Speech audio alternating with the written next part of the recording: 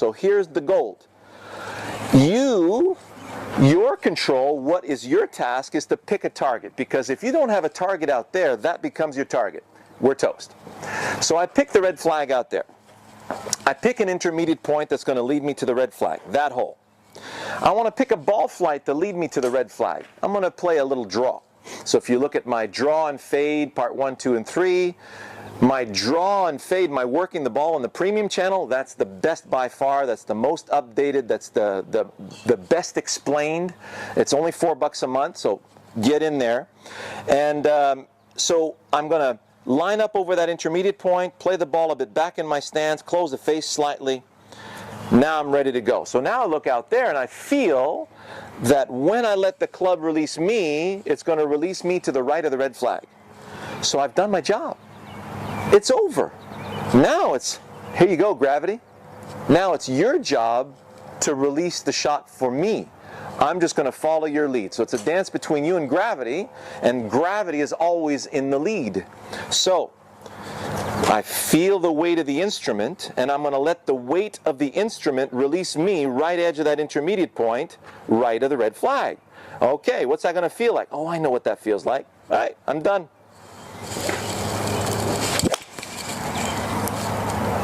Just superb. So now, I get set up, and I want to go to the target. Okay, so big backswing, knee behind the ball, big hip turn.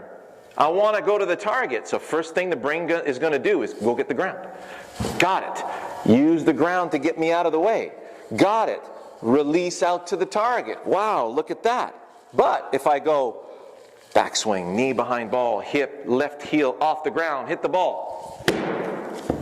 Well, Brandl stuff doesn't work. I can't see it. It feels like there's way too much margin for error. So now all this creepy fear and, you know, all this be careful stuff comes out instead of, hey, I want to go keep out to wet paint. Gather that backswing. Let's go to keep out. Wow, look at that. I shifted my weight. I cleared my hips. I released in the direction I wanted the ball to go. Gosh, that was easy. Okay, so let's do that again. I see the keep out sign. I gather. Let's go to keep out again. Wow, look at that. So the right focus is going to put this together for us. Timing of the swing is of primo importance. How do I get that? I'm already wired. Do a walk. So notice that timing. It's go get the ground. So the brain needs to go get the ground. Use the ground to throw the club out toward the target. So if I throw the club to the target, does it feel like I can cut a dandelion stem? Yes. Nope. Nope. Yes. Okay. What's it going to feel like when I throw the club toward the target? So let's do it in two pieces again. Top of backswing and stop. Now I'm going to use the ground to throw the club to the target. Notice how I'm pushing off the ground to throw the club at the target. Very, very solid hit. So the rhythm of that is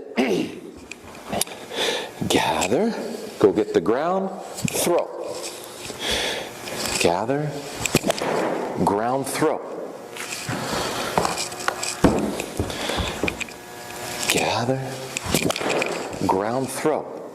See that? Pretty cool, huh? So you're practicing your irons, whether they're on mats or on grass, typically you're hitting the shots off the fairway, aren't you? So you're settling in, and your brain, when you're looking down at that ball, your brain already has a sound, a sensation, and a flight associated to how the ball is sitting, right? So there's an associated bunch of senses that come along with this. So now, let's say you were going to, hit your normal shots. I get set up. I'm going to play my little draw from my keep out sign to the wet paint sign. So I'm lined up on wet paint, which is a little left of keep out. Close the face, get behind the ball. So now from there, when I swing to keep out, it feels like the sole of the club is going to drag through a little bit of dirt here. So my brain already has a very specific sound and feel associated with that. So I'm going to go ahead and hit the shot. So I'm going to keep out. Perfect. Right over now, what I would like to see you do is get ready to throw the club toward that row of posters. So you say, okay, when I throw the club that way, how forward do I need to be so that when I throw the club that way, I cut grass? So I'm throwing the club that way. Oh, yeah, look at that. It passed right there. So I take my posture with that. Then I bring that to the ball. See how I'm doing that? So now, many of you are going to say, oh my gosh, this feels so close. Well, that's your brain going, well, what about the ball? So as soon as you got to the ball, the brain says, well, gosh, I feel too close to hit the ball. Well, wait a second. Back up again. Throw the club to the target. Throw the club to the target. Yes, I threw the club to the target. And look at that. The club wants to pass here. So I go back in. I go, oh my gosh, that still feels way too close. Well, let's see. If I throw the club to the target, what's going to happen? Does it feel like if I throw the club to the target that the leading edge of the club is my cutting device, is going to cut that dandelion stem? So let's go above the ball. If I throw to the target, let's see what happens. Yes, I threw the club to that row of posters over that intermediate point, and yeah, the club blurred right over the ball. So I'm using the weight of my arm club unit to swing left edge of that. That's not it. That's not it. That's it. So when I feel that I'm using momentum to perform my task, then the shot is going to come out exactly the way you're looking for. Hands up, okay? Okay, here we are. I've set up a club that is basically lined up on my red flag. And I'm just going to set up my feet parallel to that club, check out my perpetual motion and feel like the perpetual motion wants to stay in line with that club. Fantastic. Bring that over to the ball.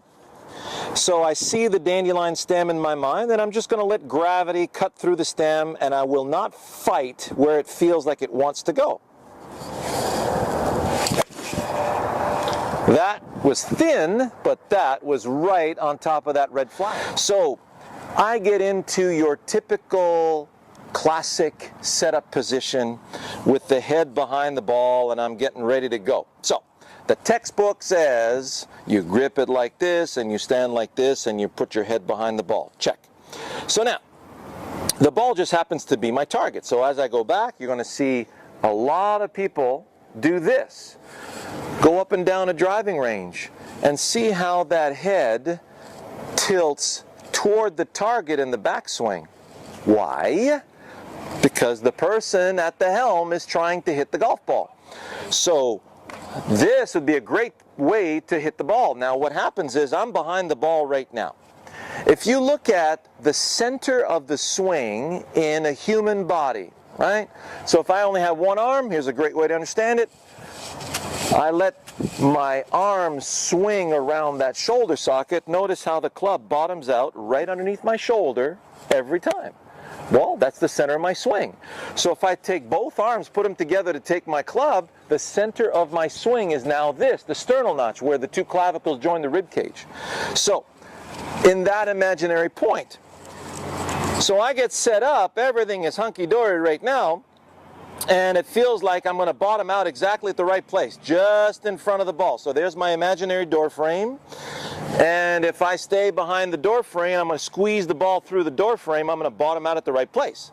However, if I go ball, now the center of my swing is way out in front. And the bottom of my swing is now over here. Well, guess what? I'm going to have to hurry up like crazy, make sure I don't miss the ball. That's what gets you into that rushing. So, do you rush on purpose? Heck no. We don't do that on purpose. So you're not defective. So where do I place the ball where if all I have to do is just let it swing? So right now it feels like too far, too close, just right.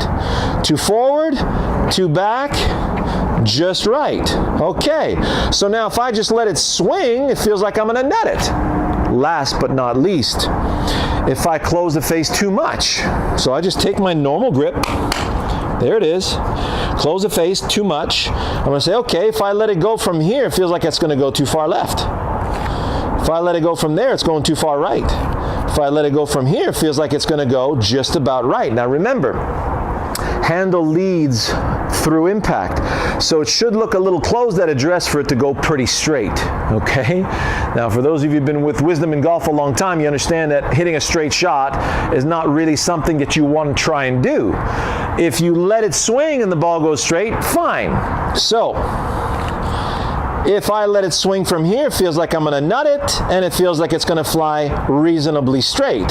So, yep, nutted and very straight flying ball.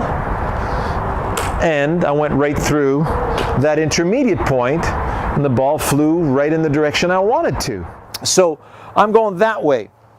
And when somebody's trying to hit the ball, it looks like this. They're trying to push down on the club.